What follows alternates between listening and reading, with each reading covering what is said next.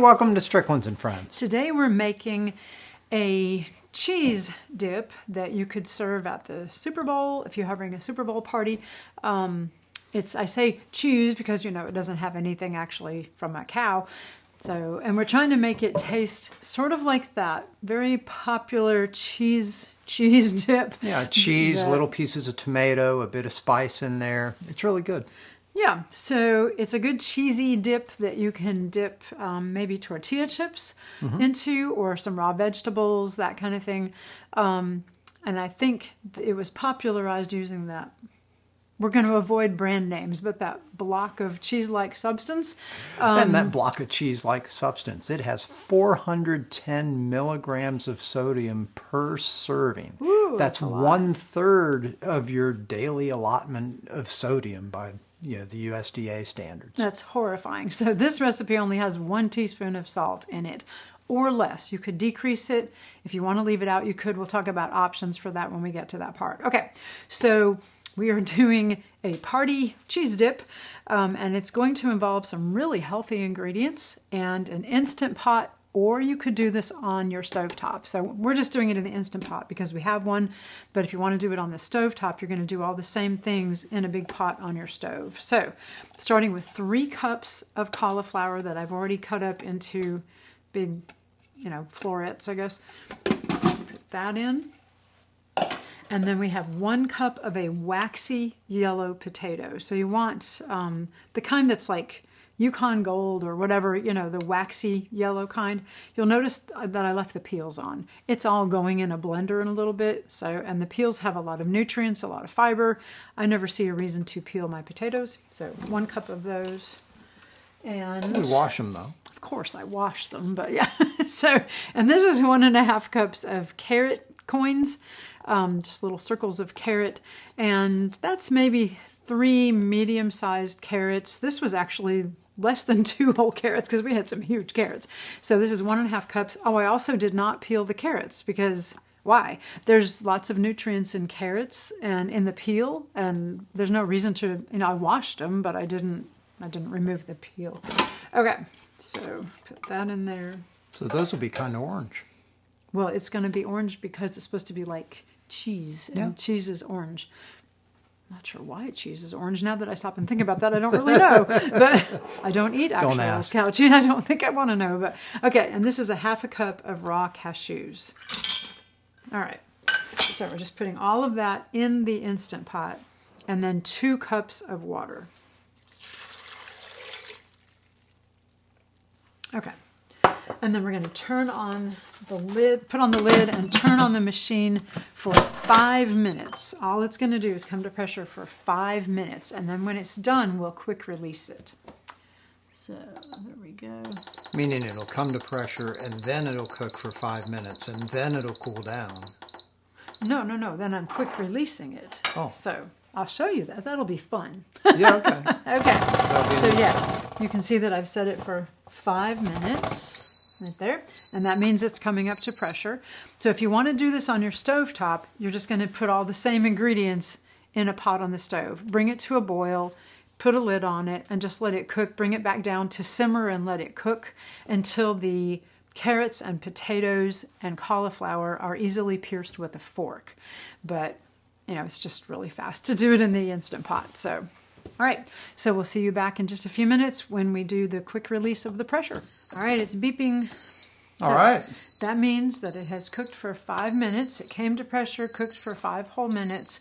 And now we're going to quickly release the pressure because we don't want to sit it in there too long. So the way you do that is we're going to move the valve over to quick pressure release. So when you do that, you want to stay out of the way of it, okay? So because a lot of hot steam is about to come out right here, so make sure we get this on the video. Okay, ready? Here we go.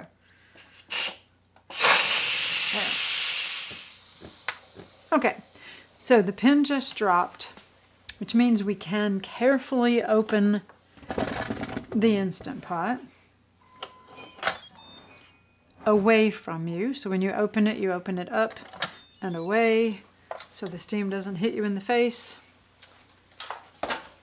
Okay, so those look pretty well cooked. Let's make sure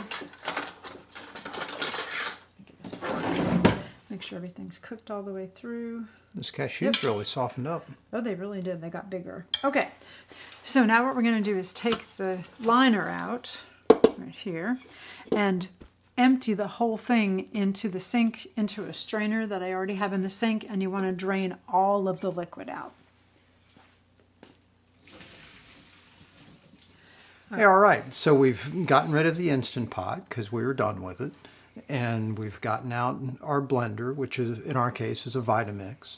And we've measured out some ingredients. We're ready to go.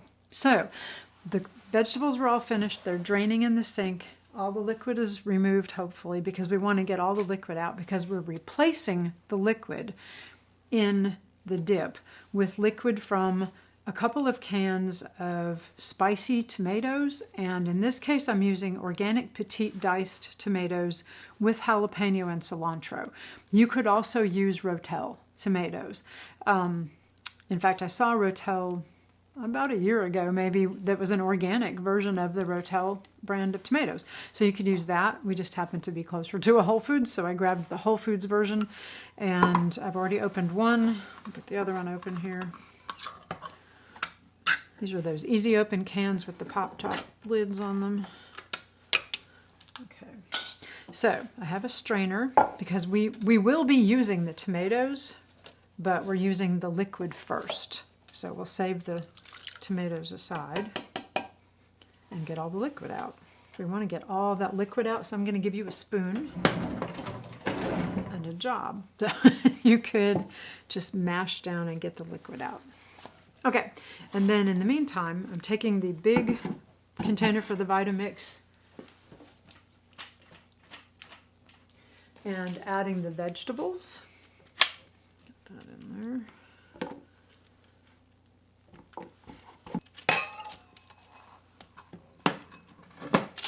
there. There.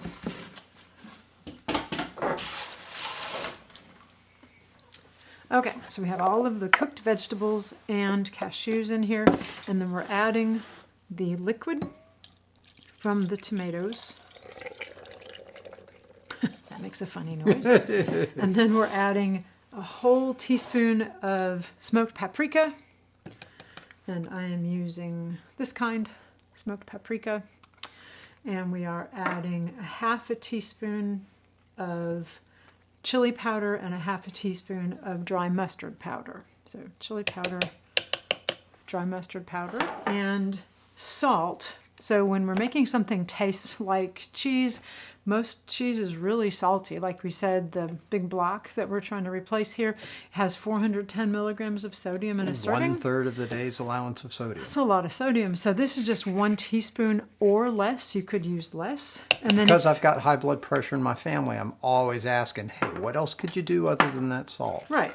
So if you want to take salt out completely, you could, if you want to go on Amazon and buy this, get some lactic acid, which is a sour flavoring made from sugar beets. This one is Druid's Grove brand. You could also try dehydrated lime, maybe a teaspoon, half of a teaspoon of dehydrated lime, because it kind of lights up those same taste buds that salt does. But in this case, that's not a lot of salt. It's just a little tiny bit of salt compared to the cheese block that we're trying to replace. All right, and a half a cup of nutritional yeast, of course, because that always makes everything taste nice and cheesy. All right, and I'm using this kind, Bragg's nutritional yeast.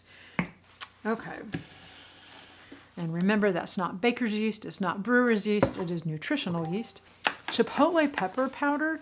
Okay, so I'm sure I have chipotle pepper powder somewhere, but you could also instead just use chipotle flavored Tabasco. So I have some chipotle flavored Tabasco, and if you have chipotle pepper powder, use maybe 1/4 to 1/2 teaspoon, and in this case I'm just going to put a few squirts of it in there. Okay, there we go, and then we'll get this started.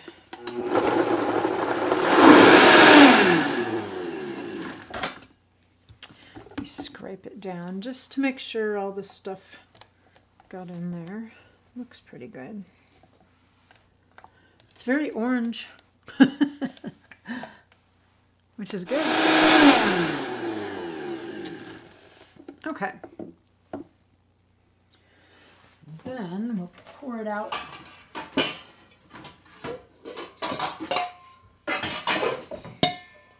Into a bowl. Okay, so we have the tomatoes all drained, and we're just adding them back in now. There we go. Okay, we'll just stir them around in there. You could also add in, at this point, if you would like, some peppers. That would be really good.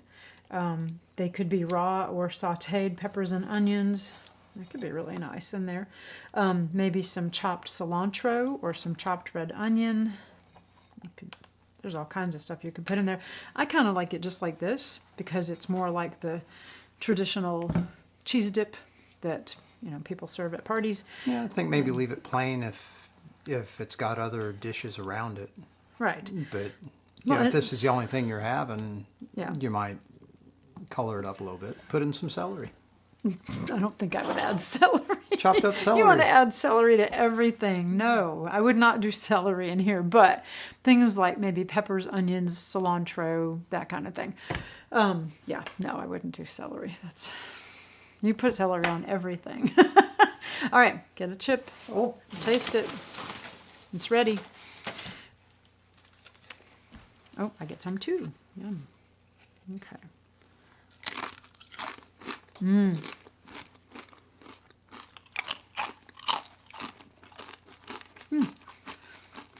That's great. I think it could be even more spicy, really. Oh, yeah. So you could add some cayenne pepper to it. The other thing is if you're bringing it to a party, you might want to put it in a little crock pot and to keep it warm because it's really good when it's warm. So some chopped jalapeno would be really good in there. Ooh, yeah. That would be very good. Along with some celery. Not everything needs celery. So this is a great dip. All we need now is a party or a game. There we go. We got a Super Bowl. Coming up. Super Bowl. Yep. Perfect for the Super Bowl. All right. Thanks for watching. We hope you do try this at home.